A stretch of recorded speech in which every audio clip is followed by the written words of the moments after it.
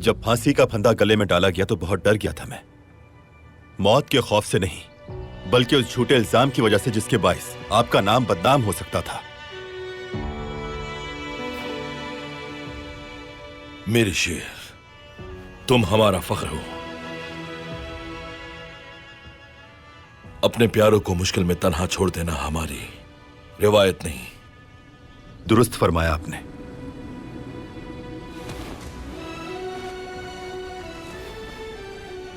अपने प्यारों की आंखों में आंसू हो तो उन्हें तन्हा नहीं छोड़ते।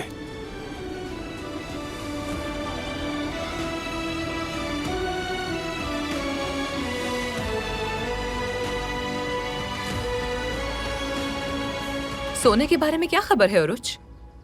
सिपाहियों को भेज चुका हूं उसके लिए। जहाज रवाना होने से पहले वो पहुंच गए होंगे। इस सिपाही को खिज़र ने तहखाने में तैनात किया था। क्या हुआ बताओ।